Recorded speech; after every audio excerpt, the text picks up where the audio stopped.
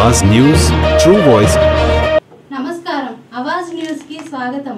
ఎల్లారెడ్డిలో ముదిరాజ్ ఆత్మగౌరవం ఉప్పొంగిన వేళ వీరుడు పండగ సాయన్న జయంతి ఘనంగా నిర్వహించారు। నిజాం నిరంకుశ పాలనలో పేదల కోసం పోరాడిన వీరుడి త్యాగాలను వక్తలు గుర్తు చేశారు। ట్యాంక్ బండిపై సాయన్న విగ్రహం ప్రతిష్ఠించాలని, జయంతి అధికారిక సెలవుగా ప్రకటించాలని ముదిరాజ్ సమాజం డిమాండ్ చేసింది। యువతకు ఆయన వీర చరిత్ర స్ఫూర్తిగా నిలవాలనే పిలుపునిచ్చారు। ఆయన నైజాం పరిపాలనలో నైజాం ప్రభుత్వంలో పనిచేస్తున్న అప్పటి దేశ్ముఖులు కానీ దొరలు కానీ ఈ ప్రజలను పీడిస్తున్నారని తెలిసి ఆయన తన ప్రాణాలను తెగించి పోరాటం చేశాడు।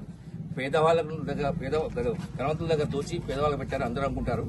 ఆయన తెలంగాణ రాబిన్ హుడ్ కానీ కాదు, ఒక సమైక్యత గల దేశాన్ని సృష్టిస్తామనే ఆలోచన ఉండే, కానీ అది అందరి కళ్ళు పుట్టి ఈ దేశముఖులు అంతా కలిసి నైజాం అంతా ప్రభుత్వం కలిసి అతన్ని కేవలం 35 సంవత్సరాల వయసులోనే చంపివేయబడ్డాడు।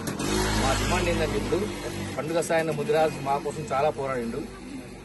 దయచేసి ప్రభుత్వం మన ట్యాంక్ బండ్ పైన విగ్రహాన్ని ప్రతిష్ఠించాలని కోరుకుంటున్నాం। అలాగే మా పండుగ సాయన్న రోజు సెలవు దినంగా కూడా ప్రకటించాలని మేము కోరుకుంటున్నాం। జై ముదిరాజ్! జై ముదిరాజ్! జై ముదిరాజ్! జై ముదిరాజ్!